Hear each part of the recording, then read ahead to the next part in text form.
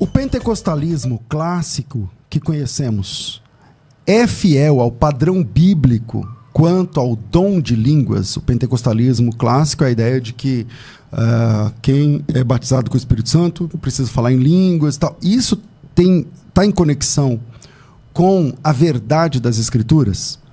Sejam bem-vindos, eu sou o pastor César Cavalcante e está no ar mais um podcast Mostra o Texto. E nós vamos juntos até o final dessa programação, que Deus nos ajude a termos um bom programa, que o nome do Senhor seja exaltado e glorificado. Agora que a gente está... Eu sou novo nesse negócio de YouTube, a gente é sempre do rádio, né? Então, já estão dizendo para mim que eu tenho que falar logo no começo. Se você gosta de conteúdo de qualidade, se inscreva nesse canal, dá um like. A gente podia estar matando, roubando e destruindo, mas estamos aqui humildemente, ou quem sabe fazendo investigações à noite, mas estamos aqui humildemente. Mas estamos aqui humildemente pedindo para você se inscrever nesse canal e também ativar o sininho das notificações, porque conteúdo, falando sério agora, conteúdo sério de valor como esse, é de segunda a sexta, às 11 da manhã, horário de Brasília, e às 2 da tarde. Na técnica, sofrendo junto comigo, está aqui o Cláudio, e você pode participar comigo ao vivo, mandando o seu áudio pelo 97417-4129, a forma de você participar ao vivo comigo, 97417-4129. E aí, o pentecostalismo clássico, como conhecemos, é fiel ao padrão bíblico quanto ao dom de línguas? Por exemplo, a atualidade dos dons, por exemplo, a ideia de que só é batizado com o Espírito Santo quem fala em línguas, isso está em conexão com as Escrituras? Bom, para debater esse tema, estou recebendo hoje, mais uma vez essa semana, aproveitar que ele está aqui em São Paulo, andando pelas terras paulistas, o professor Matheus Rangel, que hoje veio bem acompanhado, veio com a esposa, com a filha ou filho? Minha filha. Com a filha. Então, bem-vindo, professor Matheus, muito bom te receber mais uma vez. Muito obrigado, pastor César, pela concessão desse espaço aqui, a segunda vez essa semana, né? Muito obrigado mesmo por ter nos acolhido aqui. Também o pastor Ezequiel, que está bastante estiloso hoje ali, né? Eu vi que está no estilo besourão. E é uma honra poder estar aqui para debater esse tema, um tema que eu gosto muito de falar. E sobre línguas estranhas, eu tenho, além de um artigo longuinho, escrito num livro meu de apologética, também tenho um artigo específico sobre as 3 camadas das línguas estranhas, que foi um artigo pedido pelos nossos assinantes. Eles pediram, professor, faz um artigo sobre a língua estranha em todas as suas instâncias. E assim, aí eu investiguei o texto, vi 3 camadas lá. Então, apesar de estar hoje numa igreja batista, eu nasci na Assembleia de Deus e creio muito nessa situação das línguas. Será um prazer defender hoje aqui. Para debater esse tema, que vai discordar de tudo que o pastor Matheus Rangel fala, estou recebendo aqui um amigo, que é o pastor Ezequiel Gomes, da Igreja Adventista do Sétimo Dia. No lance das denominações, nós estamos em lados opostos do tabuleiro, mas temos uma amizade de alguns anos já. Ezequiel, muito bom te receber, muito bom te ver depois de algum tempo. Seja bem-vindo, e agora na versão 2025, né, de óculos escuros e tal, tudo mais. Bem-vindo. Muito obrigado, César, obrigado, Matheus. E assim, já vamos começar dizendo assim, eu tô com óculos escuros porque essa noite eu tive uma visão e uma luz maior que o sol falou comigo dizendo, abandone Ellen White. E daqui 3 dias vocês vão ver o resultado. Vocês vão ver o resultado. A Nania já está chegando. O pastor César vai me batizar. Eu vou chegar lá na sua casa e falar, irmão Ezequiel, o Senhor Jesus que te apareceu pelo caminho por onde vinhas, Vocês vão me ver o que vai enviou. acontecer daqui pra frente. Brincadeira. Eu tive um probleminha no olho, um pouco estranho. E, inclusive, eu saio daqui do podcast hoje e vou direto pro oftalmologista para dar uma olhadinha. Por isso que eu tô, assim, estiloso, né? E vamos aqui hoje conversar, não para julgar o pentecostalismo, quem somos nós, né? Um movimento gigantesco que, a despeito de problemas e defeitos, tem muitos frutos positivos para o reino de Deus. Contribuição gigante. A gente, inclusive, o adventismo nasce um pouco no seio metodista, né, com a Ellen White em relação ao metodismo, e que também é um grande berço do pentecostalismo, né? Tem muita gente que esquece essa conexão. Verdade. O adventismo se relaciona muito mais com o pentecostalismo, de certa forma, do que com o calvinismo e outras tradições cristãs. Ainda assim, a gente discorda um pouco em relação a alguns aspectos da crença pentecostal sobre o dom de línguas, mas vamos fazer isso com muito respeito, muito carinho pelo Matheus e por todos os pentecostais que estão nos ouvindo. Bom, uma pergunta que não... Só para nortear aqui, Ezequiel. O adventismo atual, ele é cessacionista? Ele acredita que os dons, tipo dom de cura, dom de línguas, não sei o que, ainda funciona?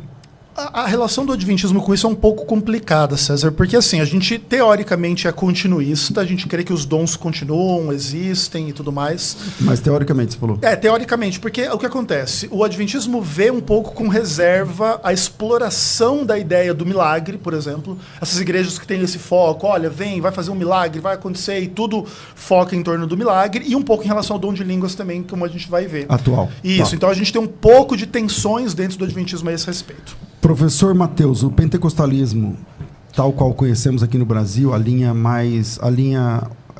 ortodoxa, vamos assim dizer, a linha clássica do pentecostalismo, aquela que crê que o dom de línguas é a evidência do batismo com o Espírito Santo, que é uma segunda bênção depois da conversão, não sei o quê, é fiel ao padrão bíblico? Eu acredito que sim, não só fiel, como talvez a única que dá espaço a essa parte da Bíblia que fala sobre a presentificação dos dons na nossa era. Inclusive eu trouxe aqui para iniciar uma citação das Assembleias de Deus estadunidenses no livro O Pentecostal Reformado de McAllister, onde diz mais ou menos assim, né? Todos os crentes têm o direito e devem ardentemente esperar e sinceramente buscar a promessa do Pai, o batismo com o Espírito Santo e com fogo, seguindo a ordem do nosso Senhor Jesus Cristo. E essa experiência normal de todos na igreja cristã primitiva. Com ela vem a capacitação poderosa para o serviço, a concessão dos dons e seu uso para o trabalho no ministério. Tal experiência é distinta e posterior à experiência do novo nascimento. O batismo dos crentes no Espírito Santo é testemunhado pela evidência física inicial do falar em línguas, conforme a capacitação do Espírito Santo. Então, um documento oficial da igreja, né, pentecostal, o qual eu faço juiz a essa situação. É uma experiência posterior ao novo nascimento. Os cristãos têm o direito e devem buscar. É uma situação bíblica, capacita para o serviço cristão e a evidência inicial é o dom de línguas. Então, assim me posiciono. Ok. Ezequiel. Bom, a despeito de ser muito interessante a posição pentecostal, ela implica algumas questões assim que a gente julga bem problemáticas. O primeiro ponto é assim, um padrão de dom de línguas para a determinação de quem tem o batismo no Espírito Santo ou não, ela não só é complexa do ponto de vista atual, assim, vamos entre nós aqui, quem fala em línguas tem o batismo do Espírito Santo, quem não fala não tem. Isso já é um problema, mas mesmo no padrão bíblico, você percebe que existem muitas figuras bíblicas que foram cheias do Espírito Santo e nunca falaram em línguas, e provavelmente a maior delas o próprio Senhor Jesus, mas não somente. Outro ponto todas as pessoas que se convertem de alguma maneira e têm uma experiência real com Deus no novo nascimento, é difícil dizer que elas não têm o batismo no Espírito Santo, porque de certa forma elas são batizadas em nome do Espírito Santo, caso elas sigam o modelo de batismo conforme Mateus capítulo 28 diz. Todos nós somos batizados em nome do Pai, do Filho e do Espírito Santo. E é o Espírito Santo que nos convence, que nos consola, de maneira que vamos trabalhar com a hipótese de que eu tenho uma profunda convicção dos meus pecados, eu tenho um arrependimento dos meus pecados e experiências genuínas de amor e fé e missão. Mas eu não falo em línguas por sensibilidade minha ou por não receber realmente um dom externo a mim. Isso realmente me faz não ter o batismo no Espírito Santo? E como que se julga isso? Uma boa pergunta. É uma questão complexa, entende? E além de tudo, as interpretações em torno do dom de línguas, elas muitas vezes focam ali a experiência de Paulo em 1 Coríntios capítulos 12 a 14, e eu acho que existe, eu até discordo de algumas pessoas que entendem que o dom de línguas pentecostal é um dom demoníaco, ou é uma contrafação, é uma coisa horrível. Embora alguns adventistas... Alguns adventistas defendem isso, e eu acho isso, inclusive, muito errado. Porque a gente não consegue julgar o coração e a experiência e o motivo e por que a pessoa faz aquilo ou não faz aquilo. Então, eu discordo disso. Mas o padrão bíblico do dom de línguas é o dom de línguas estrangeiras, vamos colocar dessa forma, que é o paradigma de Atos capítulo 2. Então, eu acho que esse dom de línguas estrangeiras, por exemplo, ele é ausente no movimento pentecostal em ampla medida. E aí me faz questionar um pouco. Opa, peraí, você tem uma coisa muito clara na Bíblia em que o Espírito Santo desceu e eles falaram em línguas estrangeiras, Isso não está presente, aí um aspecto obscuro da teologia de Paulo, que também é questionável. O que é aquele mistério que edifica a si mesmo e não aos outros? Por exemplo, se eu falar glória a Deus aqui em finlandês, eu estou edificado, mas vocês não, e a mente fica infrutífera. São discussões complexas em relação a isso. Então, em função disso, a gente vê com certas reservas e também uma certa manipulação emocional que existe no mundo pentecostal, de que se você simplesmente falar coisas da sua própria cabeça, e aqui eu não desejo desrespeitar, mas esses labachúrias da vida, que muitas vezes se usa como exemplo, né, do dom de línguas. Muitas vezes é algo que estimula a pessoa a falar qualquer coisa em nome de uma experiência, e a gente não vê isso de forma muito positiva. Pastor Matheus. Vamos lá, eu acho que tem 3 pontos muito importantes aqui que ele citou, né, e que estão no ápice da discussão. Primeiro ponto é quem fala em línguas não pode ser batizado com fogo. Ou seja, se a pessoa não fala em línguas, ela não foi batizada com fogo. Nós fazemos uma diferenciação muito importante. A língua operando nessas 3 camadas. A primeira camada da língua, digamos que é o dom, ou seja, o dom de línguas.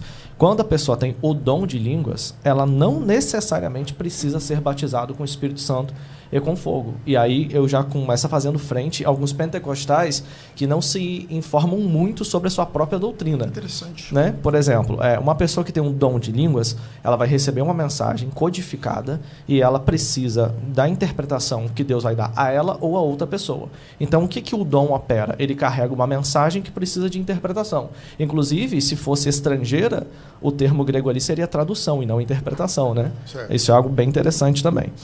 O outro ponto, a Bíblia fala sobre orar no Espírito para a edificação própria. Muito parecido com o que Paulo, em Judas verso 20, muito parecido com o que Paulo fala em 1 Coríntios capítulo 14, sobre falar em línguas espirituais para, né, que são mistério, inclusive, para a edificação própria. Então, parece-me que existe aqui uma segunda camada, a camada da oração em línguas. E aí a terceira, que é essa que a maioria das pessoas se informa e tem conhecimento, é a língua como evidência do batismo com o Espírito Santo com fogo. Nessa questão da língua como evidência, nós temos um ponto interessante aqui. A evidência do batismo é atestada em Atos capítulo 2, verso 3 e 4. Também temos isso atestado em Atos 10, 46 e 19, 6. Como é que funciona isso, professor? Da seguinte maneira. Todas as vezes que ocorreu, aqui eu registrei, né, tem uma tabelinha aqui, onde você tem a pessoa recebe o Espírito Santo e fala em línguas. Em Atos 2 tivemos isso. Em Atos 10, 46, Cornélio recebe o Espírito Santo, fala em línguas e profetiza. Nós temos 2 manifestações que ocorrem toda vez que uma pessoa é batizada com o Espírito Santo. A primeira é comum a todos eles. E a segunda, ela é muito incomum. Ou seja, em Atos capítulo 2, por exemplo, nós temos eles falando em línguas, né? E acontecendo um milagre na audição que as pessoas vão ouvir em línguas estrangeiras. Aí nós temos já, quando chega a questão do... Mas em Atos 2, a língua que eles falam ali é idiomática ou não? Não. Porque é inteligível. Isso, inteligível. Eu posso até, inclusive, depois, né, tratar desse ponto. Mas como é que eu vejo? Por exemplo, deixa eu ver se eu acho aqui. Quando ocorre a manifestação igual, ou seja, em comum com E, todos eles falam em línguas. Atos 2, Atos 10, Atos 19. A manifestação subsequente é o seguinte. Em Atos 2, a compreensão direta no ouvido dos presentes, né? Em Atos 10, você vê que depois de falar em línguas, eles passam a magnificar a Deus. Então já não tem assim um efeito interpretativo no ouvido, tem uma magnificação a Deus. E em Atos 19, eles profetizam. Então, quando nós fazemos a acurácia desses textos na hora de compreender essa abordagem, nós chegamos a essa conclusão. Então, só para poder fechar essa parte, eu vejo que na Bíblia nós temos essas 3 camadas. E aí, quando ele fala, né, sobre nós somos batizados com o Espírito Santo, porque somos batizados em nome do Pai, do Filho e do Espírito Santo. A gente sabe que a teologia pentecostal ela faz uma diferença do batismo no e o batismo com. Né? O batismo nas águas e o batismo com o Espírito Santo, que são objetivos realmente totalmente diferentes.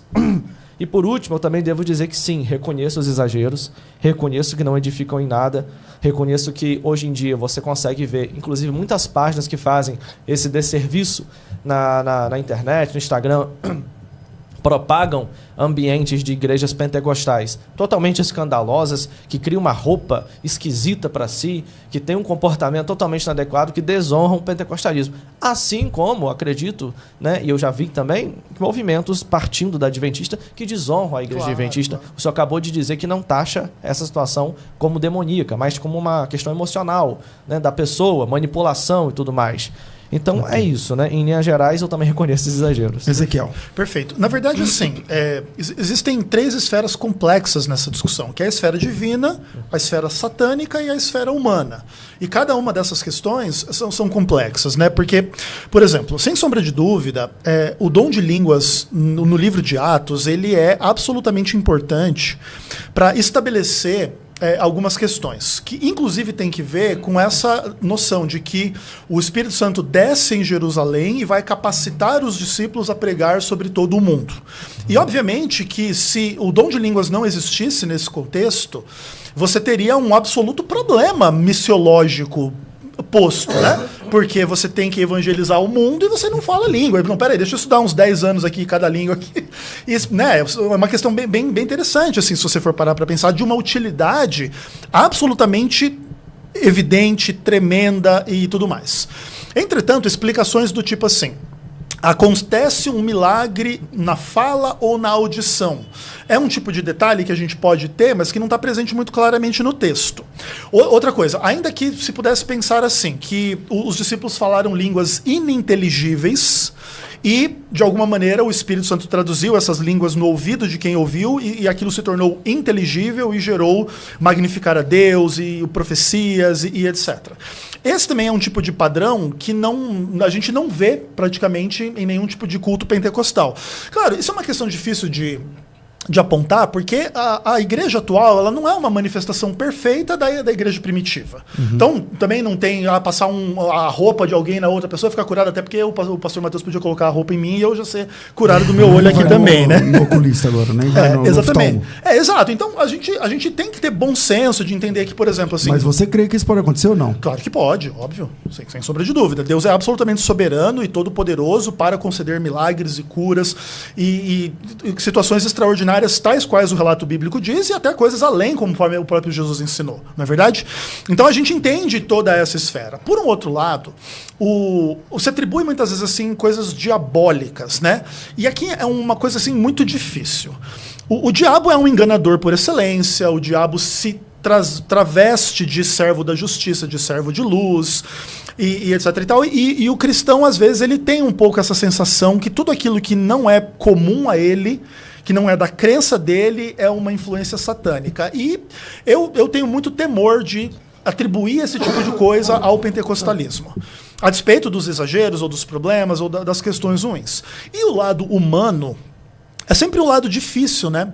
Porque quando você estabelece um dom de línguas como uma coisa importante dentro de uma comunidade, como a língua também é uma coisa muito natural do ser humano, a gente fala, das características principais expressar o nosso pensamento, o nosso coração através da fala, é um dom muito facilmente manipulável, e não só de fora, para alguém dizer assim, fale você em língua, e a pessoa fala qualquer coisa e ela se sente ali, mas a própria pessoa manipular ela mesma, ou ela diz assim, olha, eu vou falar aqui algo e vou imaginar na minha cabeça que Deus falou algo para mim. E isso não é assim também que funciona, né? Eu acho que outros dons também são manipuláveis. Você consegue manipular a profecia, consegue Perfeito. Fingir que teve discernimento, Perfeito. Consegue, né, fingir que teve interpretação, Perfeito. Até a cura.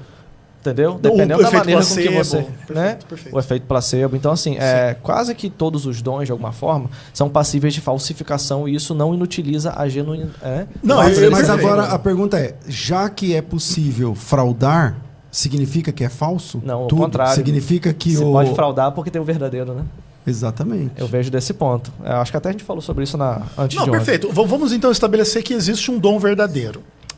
Você concordaria, Matheus, que o dom de línguas, ele teria que ser mais na direção da língua estrangeira ou não? Em função de desenvolvimentos da história da igreja, já tem cristãos no mundo todo, Sim. isso é menos importante do que era no começo e hoje as línguas estáticas tomam um pouco a precedência? Não, eu consigo dizer o seguinte, eu vejo na história da igreja línguas estrangeiras. Na Bíblia, vou até ser bem sincero, em momento nenhum eu vejo saindo da boca dos falantes em línguas estrangeiras. E aí, se me permitir, eu exponho.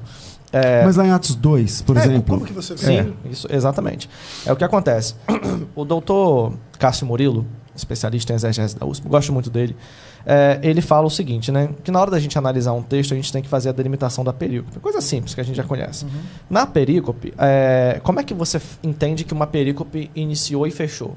Ela geralmente traz elementos do cenário, ou seja, onde aconteceu, traz elementos dos personagens, do movimento e tem sempre uma palavra-chave. O início e final da fala também. Exatamente, Isso. o início e o final. Tem uma conclusãozinha ali. Quando a gente olha para Atos 2, detalhe, esse preciosismo não é visto em qualquer autor. Lucas, Paulo, o escritor os Hebreus, são autores que usam dessa característica. Em Atos 2, do 1 até o 4, a gente consegue perceber uma microperícope. Qual o local que eles estavam? Primeiro ponto, né, o cenário, o local. Cenáculo. Qual a posição deles? Eles estavam assentados. Qual a manifestação que ocorreu ali? Línguas. Não sabemos exatamente. Aqui ainda não tinha dito, né? Qual era a natureza da língua. Qual a comparação que essa língua é feita? Como que de fogo. Fogo não fala inglês, português, nem nada. Pelo contrário, se a gente for estudar a alquimia antiga... São duas línguas. Uma é que e apareceram distribuídas entre eles línguas como que de fogo que pousou sobre cada um deles. Essa aí é uma língua... parecendo um fogo visível. Não é a língua que eles estão falando. Então, aí a próxima e todos passaram a falar em outras línguas. Então tem duas línguas, aí a palavra é a mesma, mas parece que uma é visível em cima da cabeça deles e outra eles estão falando. Não porque a palavra assim. vistas ali, pastor César, não deve ser levada em consideração visual. Ela deve ser entendida como um sentido de foram testemunhadas, foram avistadas, foram percebidas. Entendeu? Tanto que o verbo ali, ele não é esse verbo de enxergar, mas o verbo de perceber, eido. Então tem essa diferença. Então, mas o epi, ali o prefixo... O epi que fala, aparece lá, fala sobre. Que é em cima deles. Exatamente. É tipo assim, está sobre essa multidão, essa manifestação, esse movimento. Não necessariamente em cima deles, entendeu? Senão deveria ser hiper, não epi. É que epi, por exemplo, epitáfio, é a pedra que fica em cima do túmulo. Exatamente. Epílogo é o que vem primeiro em cima do texto. Exatamente. Epifania já não é. Epifania seria a manifestação que vem acontecendo à vista de todos. O epitáfio é aquilo que deve ficar à vista de todos. A pessoa morta está embaixo. O nome dela, a coisa está à vista de todos. Que epifania, o senhor é professor de grego? É que epifania, eu não sei se é esse prefixo, porque o epifania... porque vem de fané, que seria da ideia de fanorese, de manifestação, e epi. Mas voltando. Você entende que eles ninguém enxergou línguas de fogo? Porque imagina isso também, não tanto pegando a questão do grego. Imagina Deus vai lá, pega como se ele fotografasse uma língua, colocasse uma imagem de fogo nela e aparecesse em cima da cabeça de cada um. É muito risível isso, né? E eu percebo que a ideia ali é realmente de que foram avistadas, percebidas. Todo mundo está percebendo o movimento de uma linguagem que é entendida como fogo. Ou seja, por que o fogo? Aí, né, inclusive o pastor César discorda desse ponto, eu entendo por conta de Mateus 3:11 e também a gente pega como que eles entendiam fogo naquele tempo, os estudos de alquimia mostram que a principal característica do fogo era queimar e se espalhar. E parecia realmente algo que queimava dentro deles pela emoção que eles estavam manifestando. No verso 11 fala que eles pareciam bêbados, andando de forma cambaleante e, de fato, depois vai dizer que pousou sobre cada um deles, indicando uma espécie de espalhar. Então, para mim, o fogo... sobre cada um deles, qual que é essa ideia? Porque foram vistas. Você falou, não é vistas, não é literal. Exato. Tá. Mas sobre, que é o epi, cada um deles pousou. Tem esse termo lá no pousou, né? Sim. Eu não lembro como é que fala em grego. Ali é o catabaino, né? É isso aí. Ali a questão é a seguinte: quando a língua vem descendo sobre eles, é justamente porque eles entendem como movimento divino. Uma coisa que eles esperavam vir do céu, que veio sobre eles.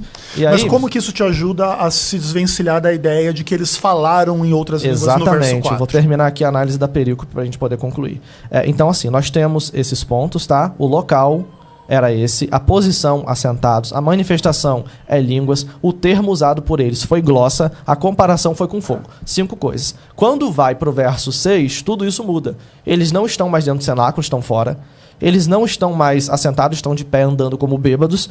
O termo usado não é mais glossa, é dialectos, que é um termo mais preciso para idioma. A manifestação que acontece com eles ali é de línguas idiomáticas, mas aí depois a gente vai ver o verso 6 como que explica isso. E a comparação não é mais com fogo. Então parece-nos que existem 2 microperícopes aqui, onde em uma eles começam a falar em línguas ininteligíveis, eles vão para o lado de fora e essa língua, quando em contato com os ímpios, as 18 nações que estavam ali, ela passa a ser ouvida por eles como língua estrangeira. E aí entra o ponto. Foi no ouvir ou foi no falar? E a gente responde. Ó o que diz o verso 6. Quando, pois, se ouviu aquela voz. Perceba que está falando ainda de voz. Né? Afluiu a multidão. A multidão vem sem saber o que é. Chega perto porque é uma voz. Que se possuiu de perplexidade. Porque cada um usou via falar. Aqui é o seguinte, você tem 2 verbos juntos. Toda vez que você tem 2 verbos juntos, o verbo ouvir e o verbo falar, na mesma categoria, um governa sobre o outro.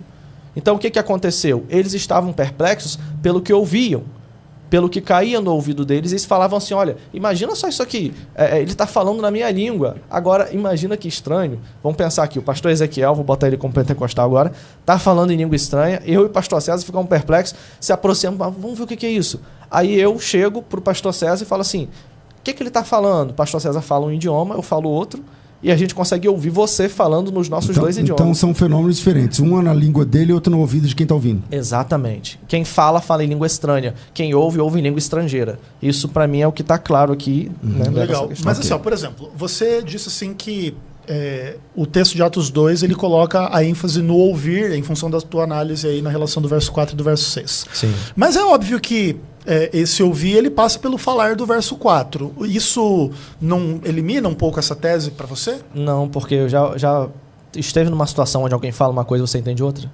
Sim. Então, o processo comunicacional, ele envolve a atenção de quem fala e de quem ouve. Então, é justamente isso. Tanto é que, olha só que interessante, quando chega um pouquinho mais para frente, você vai ver que Pedro, ele fala e as pessoas chamam ele de indouto, porque ele não sabia outras línguas e tal. E as pessoas falam assim, mas Pedro entra inclusive na... Desculpa, vou dar um nome aqui, tá, pastor? Falácia evangelística. O que é falácia evangelística? É quando a pessoa diz que precisava de língua estrangeira para evangelizar. Gente, nós estamos falando de um ambiente cosmopolita, onde o mais leigo falava 3 línguas. É igual você ali em Búzios, no Rio de Janeiro. Qualquer lugar que você parar, a pessoa fala inglês, fala espanhol, por conta do convívio. Né? Todos nós sabemos que era um ambiente multilinguístico. E aí, naquela situação, eles ficam pasmos, porque são pessoas que vêm de fora, não são pessoas que estão habituadas ali. As pessoas estão ouvindo eles falarem em outras línguas, mas a mesma pessoa está falando uma língua só e aquela língua se distribui em 18 idiomas. Tanto é que não tem como o cara falar para um, depois falar para outro, depois falar para outro, assim, porque senão seria uma coisa muito esquisita. Mas a ideia não seria que discípulos diferentes podem ter falado e em línguas diferentes, para pode grupos ser. E pessoas diferentes? Pode tem um pouco ser. dessa ideia. Só tem um detalhe. Olha o que eles falam aqui, ó. Não são todos eles, galileus, eles estão julgando o grupo, não o indivíduo. Certo. Entendeu? Depois ele fala, nós os ouvimos falar. É como se uma voz única daquela multidão conseguisse chegar em cada ouvinte dentro do seu próprio idioma. Isso, para poder desmontar isso, teríamos que tirar os substantivos coletivos aqui, que fala de todos são galileus, todos, eles estão tentando identificar o grupo, e não necessariamente, tipo assim, um cara chegou perto dele e começou a falar na língua dele. Entendeu? Eles estão julgando o grupo. Mas é que no fim das contas, como o grupo é formado de indivíduos, os indivíduos, à medida que eles se espalham no meio das pessoas e falam, você naturalmente teria essa mesma forma de narrar essa experiência. Mas aí tem uma diferença que é muito comum em Lucas. Lucas, na hora de usar a análise dele, ele nunca vai do todo da parte para o todo. Ele sempre vai do todo para a parte. A gente chama isso de holonímia, é quando você vai do todo. Então Lucas, ele está julgando aqui. Lucas sabia usar esse recurso porque ele usou várias vezes. Então, como ele está falando do todo, é justamente porque esse era o julgamento do grupo. Legal, mas aí assim, Mateus, como que eu enxergo? Eu enxergo que A tua leitura é plausível, tudo bem, mas ao mesmo tempo eu acho que ela corresponde, aí você pode confirmar para mim ou não, a um problema que existe numa certa tensão que alguns enxergam entre o dom de línguas em Atos e o dom de língua lá em Paulo. Porque a ideia é que em Atos é muito claro a ideia de línguas estrangeiras, e chega lá em Paulo, Paulo abre uma hipótese, que também é um pouco controversa, que é essa questão da língua que é um mistério, que ninguém entende, que edifica a si mesmo e tal. A sua leitura, ela tenta resolver esse problema? Então você enxerga um dom parecido com o que Paulo fala lá em 1 Coríntios, aqui nos primeiros versos, para depois, tipo assim, não ter essa distinção entre a língua estática do pentecostalismo e o fato claro de que aqui é línguas estrangeiras? É exatamente aí que entram as 3 camadas. Eu identifico 1 Coríntios 14 com Judas 20, onde nós temos a oração em línguas. Ao passo que eu identifico Atos dentro do próprio Atos. Como a evidência. Exatamente. Atos é a evidência. A evidência em Atos 2, Atos 10, Atos 19. Quando chega 1 Coríntios 14, Paulo nem fala sobre batismo com o Espírito Santo. Ele fala só das línguas. Então, parece-me que se eu conectar essas coisas, eu estou fazendo uma teologia sistemática, mas sem um calibre exegético, né? Ou seja, alguém chegar e me perguntar assim, você me perguntar agora, Mateus, cadê o batismo com o Espírito Santo na língua de 1 Coríntios 14? Eu não vou ter como te responder. Certo. Mas se você falar assim, tem língua ali? Tem. Então, qual o formato dessa língua? Paulo fala sobre falar, Judas fala sobre orar. Paulo fala sobre mistério, Judas fala sobre espírito, e ambos falam sobre edificação própria. Então, me parece que eles estão dentro de um bojo narrativo, sabe? Legal. Assim, ó, o que acontece? A palavra mistério é uma palavra bem carregada e muitas vezes ela é lida de uma forma um pouco mística no ambiente pentecostal, né? Em função dessa coisa, tipo assim, uma coisa escondida que Deus revela para mim intimamente, que se expressa na língua. E aqui é um ponto importante conceder. Às vezes, vamos dizer assim, se a gente se permitir falar, expressar sentimentos de uma forma livre, sem conteúdo cognitivo, às vezes a gente expressa coisas profundas, né? Como se fosse, por exemplo, um lamento, um grito, um choro, uma alegria. Ela pode se manifestar de uma forma linguística sem conteúdo cognitivo. Isso é uma coisa, assim, bem interessante. E também é uma linguagem. E também mesmo não sendo inteligível. Isso. Vamos dizer assim, que Deus conseguiria traduzir naquela risada. Não, a pessoa também pode traduzir. Isso. Você pode soltar um grunhido aí e eu entender o que você quer tá dizer. triste, você tá bravo, você tá chateado e etc. Entretanto, o mistério, ele também, na Bíblia, ele contém a ideia de que o evangelho de que Deus se fez homem em Cristo e morre e ressuscita para o perdão dos pecados, ele é um mistério oculto das eras e que se manifesta em um determinado ponto para frente na história. A língua, por exemplo, falar em mistérios pode implicar um pouco isso também. Por exemplo, vamos dizer que eu recebesse um dom de falar alemão e de falar de que Deus veio em Cristo e morreu e ressuscitou. Isso encaixaria no falar em mistério para você ou não? Não, vou dizer você. Inclusive, né, essa é a minha segunda área, né, linguística. A primeira é teologia, mas eu me formei também em letras na UF. E aí, na questão linguística, vocês estão certíssimos.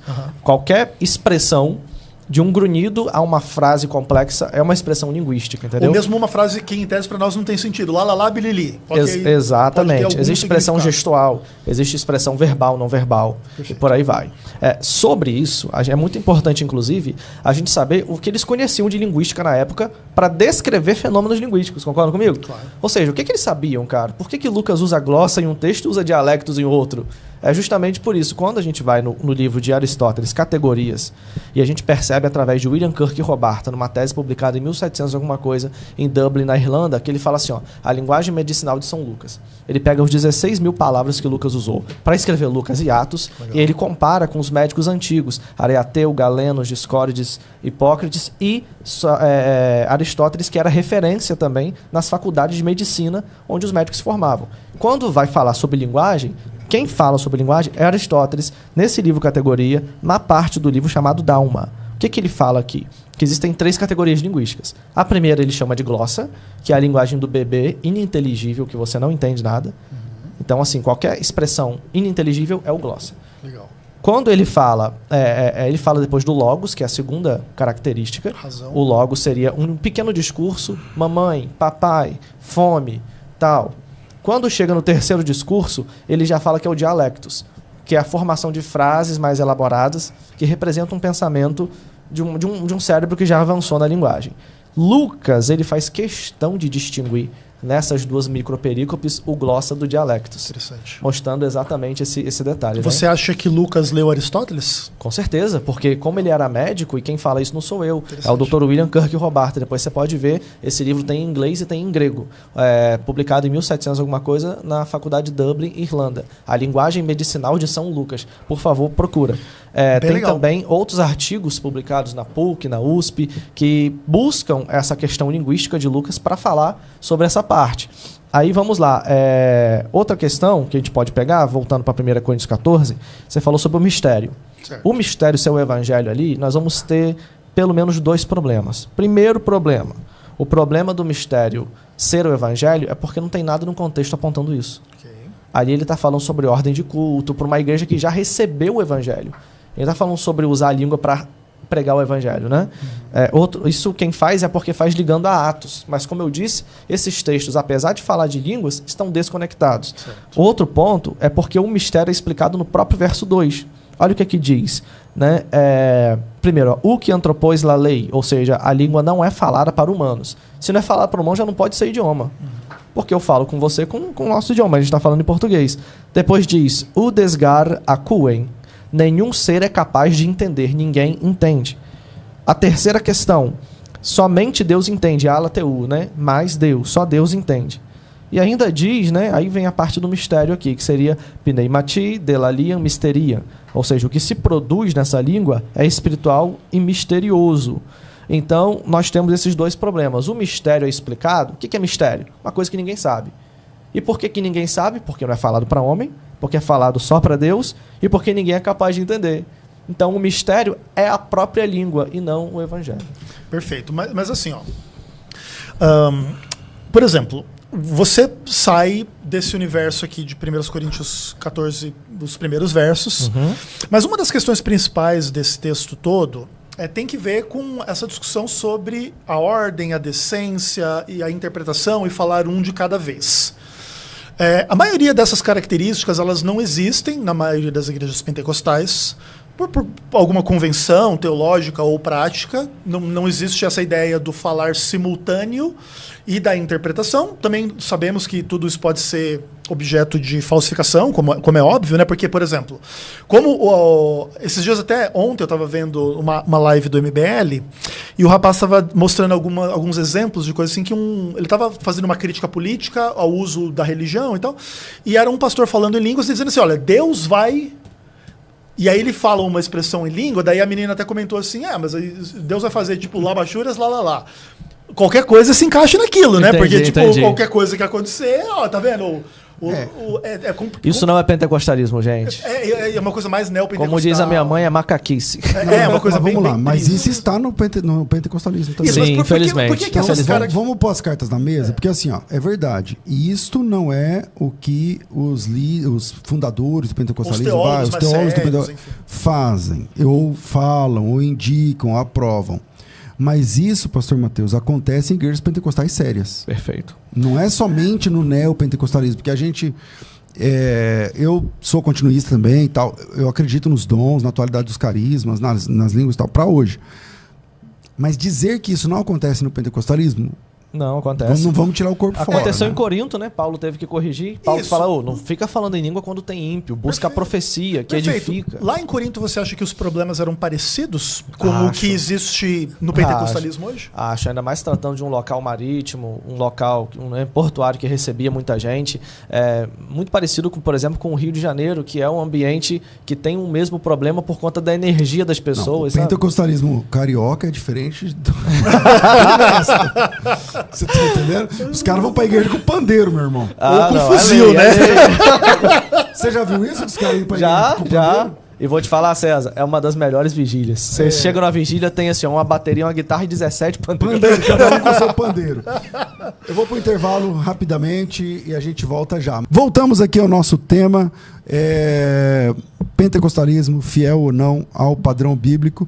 Ezequiel, tô achando você mais pentecostal, então. Eu não sabia que você tinha essa visão. Não, na verdade, assim, eu tenho um certo carinho pelo pentecostalismo, pela minha própria experiência, né? Por exemplo, antes de ser adventista, eu participei da Igreja Internacional da Graça e já estudei bastante teologia pentecostal.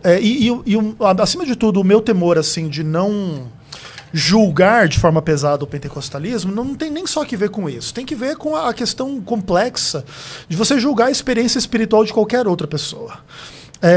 O amor de Deus, a graça de Deus, a paz de Deus, a verdade de Deus, ela foi concedida a todos nós e cada um tem o seu entendimento, cada um tem a sua experiência, e é muito ruim quando a gente, em nome da diferença ou do entendimento ou do comportamento, a gente julga a pessoa de uma forma pesada, muito mais ainda uma tradição gigantesca como o pentecostalismo.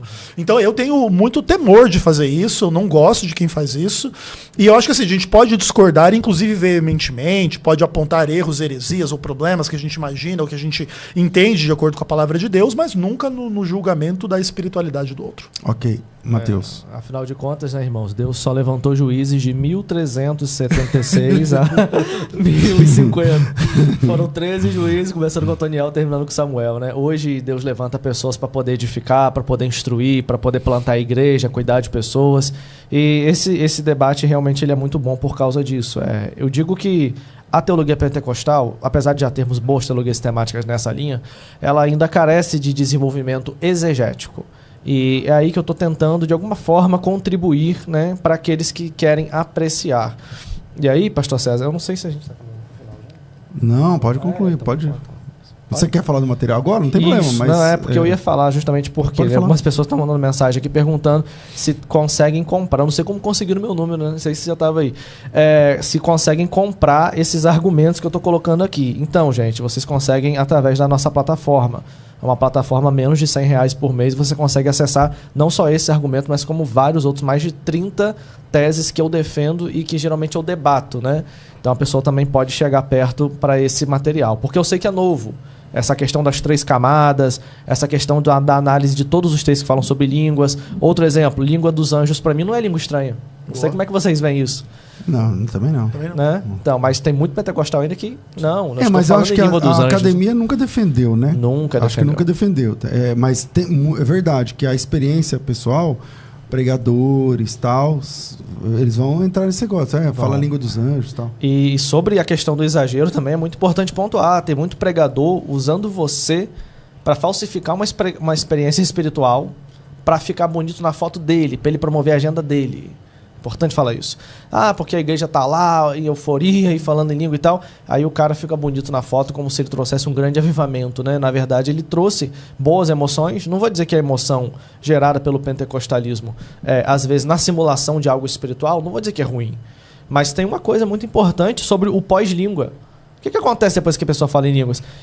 Aqui em 1 Coríntios capítulo 14, verso 2, Paulo fala assim, pois quem fala em outra língua não fala a homem, senão a Deus. Aí vem o verso 3. Mas o que profetiza fala aos homens, edificando, consolando e exortando. Certo? E aí ele fala mais no verso 4, que fala em outras línguas edifica a si mesmo. A expressão edifica aqui, oikodomeu, ela significa construir. Então é impossível, biblicamente, você falou em línguas no culto e sai daquele culto mais fraco. Não tem como. Falou em língua hoje, semana que vem está desviando. Você sai mais forte depois que fala em línguas. Você se edifica, você cresce por dentro. Então, essas pessoas que falam em línguas e tá um constante cai-cai, né?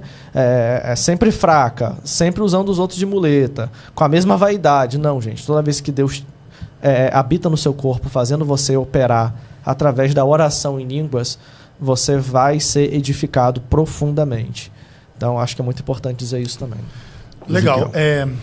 Até corroborando o material e o conteúdo do Mateus, você vê a diferença, né? Eu não estou lendo muita coisa da Bíblia porque meu olho não está muito legal, mas eu estou com a Bíblia aqui aberta, né? E mostra o texto, né? Tem isso aqui, né? Mas o Mateus está com a Bíblia na cabeça, em grego, hebraico, aramaico. Não apenas a Bíblia, os dicionários. Isso, o Aristóteles, esses caras estão aí.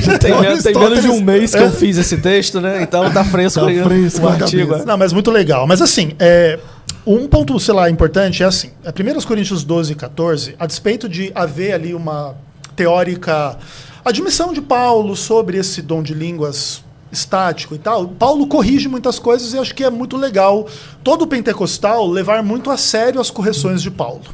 Paulo vai falar que ele prefere falar poucas palavras que as pessoas entendam do que muitas palavras que ninguém entenda. Concordo. Paulo vai dizer que precisa ser feito com ordem, com decência, um de cada vez e que haja interpretação. E se não houver interpretação, que fique calado. Isso também não é um problema. Como o dom de língua, nesse aspecto, ele tem, supostamente, uma função de edificação própria, ele também pode ser reservado ao culto individual, ao quarto da oração em secreto. Não é uma coisa para se fazer um show, não é uma coisa para se dizer, olha que dom maravilhoso que eu tenho. E essas correções do apóstolo Paulo, elas são bastante importantes. E eu acho que o pentecostal talvez ele não goste muito de receber essas orientações no aspecto de que hoje nós temos muitas pessoas na igreja que querem falar ao mesmo tempo, querem ter essa experiência emocional da qual o Mateus está falando. Mas às vezes não segue um padrão e gera um problema para o testemunho daquela igreja na comunidade em que está inserido. Ezequiel, você fala em línguas ou já falou? Já falei. Hoje você não fala? Não. Não Mas exerço você mais. entende que aquilo que você falou era falso? Não entendo que era falso, não, mas ao mesmo tempo... Ou você entende que era da carne? Era tipo assim, uma... É difícil julgar, César. Eu vou dizer o que aconteceu com você. Olha aí, hein? Olha aí, hein? Olha a profecia revelada aí. Então, na verdade, para mim, você pode ter sido batizado com o Espírito Santo, falou em línguas uma vez, nunca mais falou. Perfeito. Simples. Porque qual a marca? Gente, a evidência do batismo do Espírito Santo é o falar em línguas, mas não só isso. Pedro negou Jesus 3 vezes, antes do batismo. Depois do batismo, Pedro ganha destemidamente 3.000 almas. Então a gente percebe que muda a sua disposição, muda a sua coragem. Jesus falou assim, e ser-me-eis testemunhas. Você não pode ser testemunha sem esse revestimento.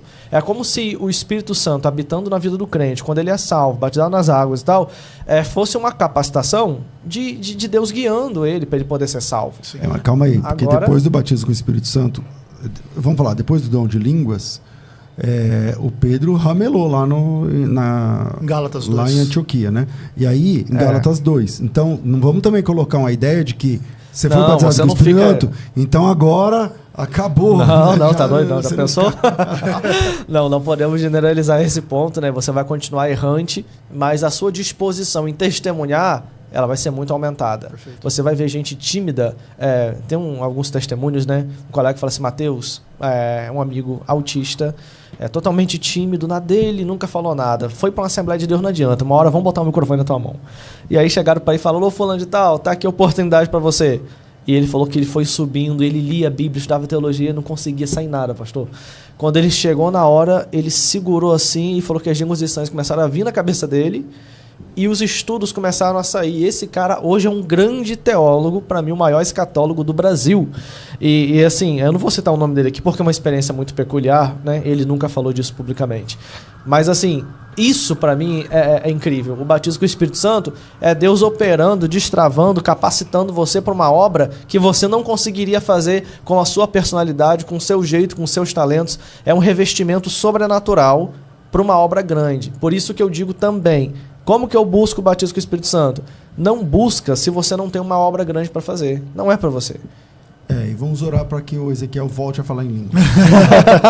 Inclusive, um dos grandes mestres que eu tive na teologia fora do Adventismo foi o T.L. Osborne, né? Que é um cara que eu gostava muito assim de ler algumas coisas dele, apesar dele ter Porque você começou na Igreja da Graça, era forte lá. Isso, exatamente. Gordon Lindsay. Exatamente. E assim, claro, óbvio que existem alguns erros de confissão positiva, tem umas questões assim que são um pouco complicadas. Unção do riso também, Kennedy Higg.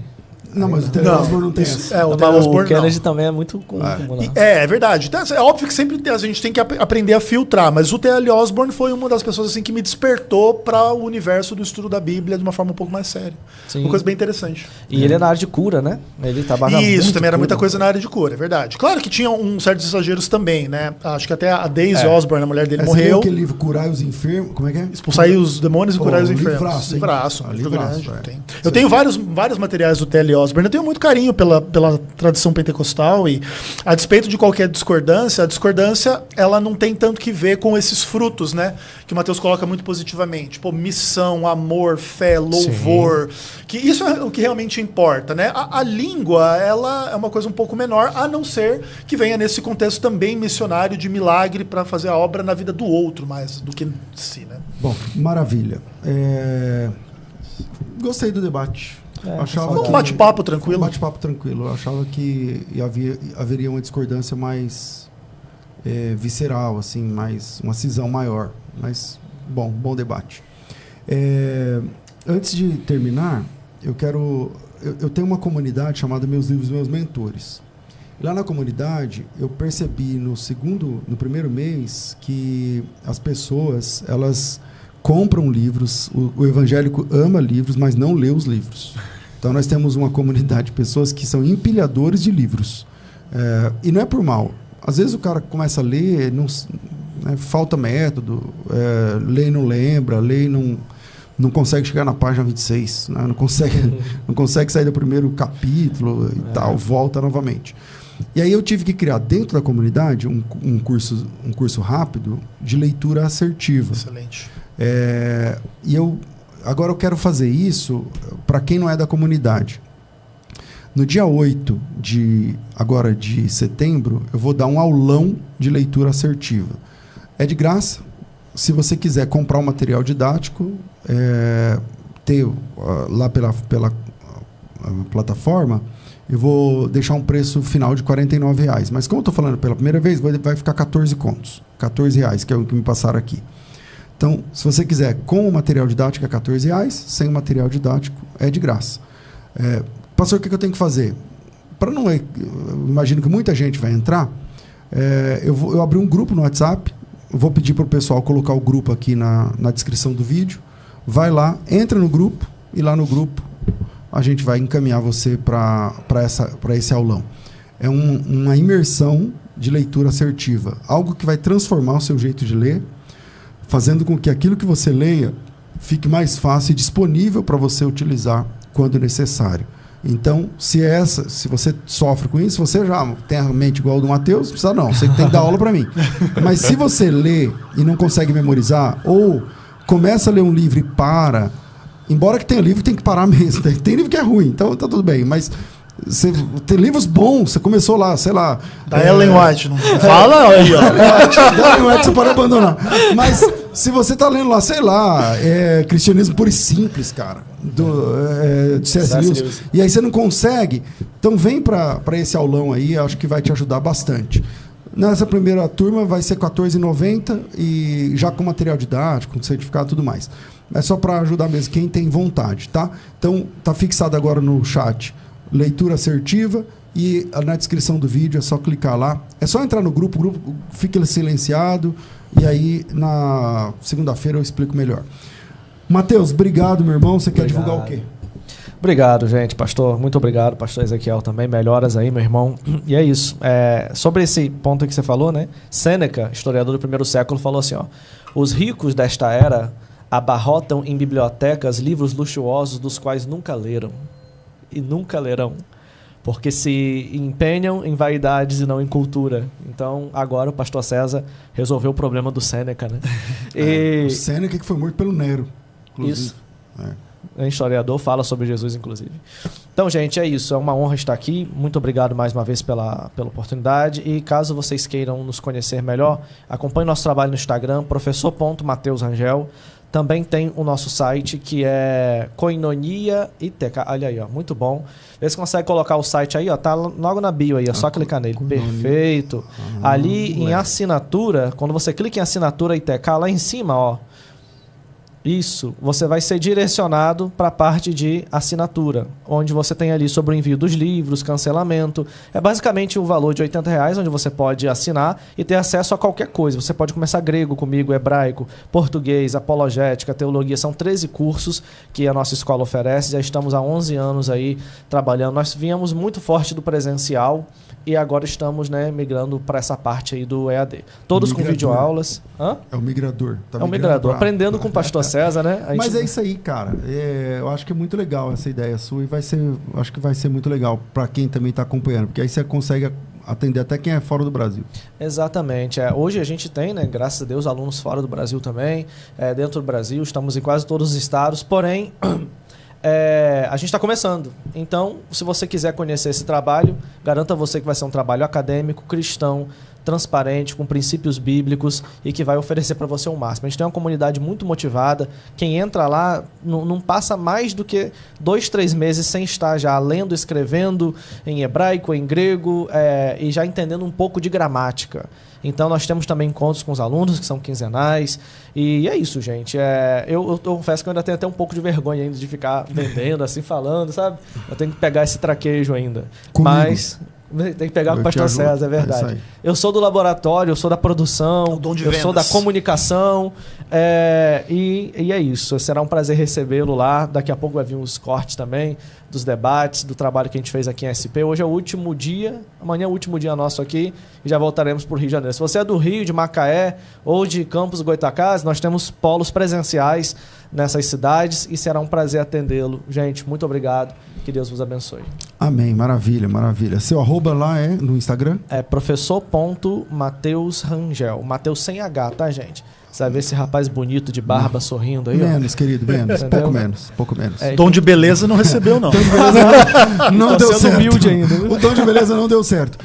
Ezequiel, obrigado. Melhoras aí, cara. Que dê tudo certo aí na sua visão. Claro, ótimo. Para mim é uma honra sempre estar aqui, César. E o Mateus é um dos caras mais legais, mais gente boa, assim, da gente sentar e bater um papo. Aí a gente não precisa brigar, não precisa, né, fazer uma treta mais pesada do que merece. E você pode brigar também, estamos por aqui. Brigar um pouquinho também não faz mal, não, né? A Bíblia tá cheia dessas briguinhas também de vez em quando. Mas para mim é uma honra estar aqui. E você pode conhecer um pouco mais do meu trabalho lá no canal Vem Senhor Jesus. Lá a gente não fala em língua, fala português mesmo. Aí você vai entender direitinho, bastante coisa sobre bastante questões. E que a graça e a paz do Senhor sejam com todos. E agradeço aí as orações pela saúde. Daqui a pouquinho eu já estou 100%. Curso, livro, você tem uns livros aí? Eu tenho bastante livro, mas assim, na verdade o meu modelo de trabalhar é um pouco diferente. Eu distribuo meus livros todos gratuitamente, geralmente eu recebo uma oferta para produzir os livros. Então, nesse momento... Tipo americano, exatamente. Tipo vaquinha, assim? Isso, o pessoal me ajuda, eu faço o livro e publico. Já publiquei 10 livros nessa direção. Estou escrevendo mais 2 livros, mas eu estou um pouco sem cabeça para escrever e aí não está avançando muito. Mas, em algum momento, eu vou lançar um livro sobre os 10 mandamentos no Catecismo da Igreja Católica. E aí, o meu canal aí, Vem Senhor Jesus... A Igreja Católica foi lá e alterou na cara dura, né? Cara dura, né? E aí é isso. Então, você pode ter bastante coisa lá no canal e você pode ser muito bem-vindo. E, inclusive, para lembrar também que o meu conteúdo, ele não é o conteúdo meramente adventista. Tem bastante não adventista que segue. Eu não tenho nenhuma vergonha, nenhum problema de ser adventista, muito pelo contrário. Para mim é uma honra e uma glória. A despeito dos problemas adventistas também. Mas lá no canal tem bastante coisa. Que você também mete a boca no... Também. Os problemas adventistas. Claro, óbvio. Eu aprendi com Jesus, né, César? Jesus, ele falou muito contra fariseu israelita. Mas agora parece que eu não manjo, me corrija aí. Parece que o presidente mundial da Adventista é um algoz. Infelizmente. Parece que você levantou um faraó que não conhecia José. Infelizmente. E aí ficou ruim pra você, né? O Ayrton Killer se tornou presidente da Igreja Mundial, que pra mim é uma decisão lamentável, mas não vou aqui usar o espaço pra falar dele, não. Deus abençoe ele. Maravilha. Tô ficando por aqui, minha gente. Deixa eu ver aqui se entrou alguém no grupo que eu falei agora há pouco. 61 pessoas, mas pode ser muito mais. Então, se você quer ter uma leitura assertiva, lá eu vou ensinar técnicas que você vai memorizar o que você leu, que você pode usar aquilo que você leu, como ler do jeito certo. Eu não estou falando só de ler a Bíblia, não. Qualquer livro, até se você nem é evangélico, está ouvindo aqui, você quer fazer, vai te ajudar na sua leitura. É uma imersão de leitura assertiva. Lá na comunidade, quem faz parte da comunidade, meus livros, meus mentores, a comunidade é uma comunidade onde cada mês eu trato 2 livros, transformando eles em curso. Lá na comunidade já tem esse cursinho lá, é rápido, é um curso rápido, parece que são 9 aulas. de leitura assertiva, mas eu senti de abranger mais pessoas, né? Alcançar mais pessoas. Então, eu criei um grupo aqui no WhatsApp, vou abrir, por enquanto não vamos vender nada ainda, não é para comprar agora, já falei aqui os valores, vai ser R$14 só, para quem quiser pagar, e a diferença é que quem paga tem acesso à plataforma, pode ver depois a aula, tem o material didático, a plataforma nos custa, né? A plataforma é caro, então custa, tem que repassar. Mas quem não quiser pagar, assiste de graça também, tá certo? Então você vê aí se você quer pagar ou não, mas entra no grupo, já subiu para 72 pessoas, vou deixar o link aqui na descrição, a maioria vem depois, é só clicar. A aula será no dia 8, daqui uma semana praticamente, sem ser segunda-feira que vem a outra, e às 8 horas da noite, levando em conta o horário de Brasília. Obrigado, Matheus, obrigado, Ezequiel. Obrigado, Cláudio, estou ficando por aqui. A gente volta às 2 da tarde com o Bom e Velho Crescendo na Fé. Tudo isso e muito mais a gente faz dentro do reino, se for da vontade dele.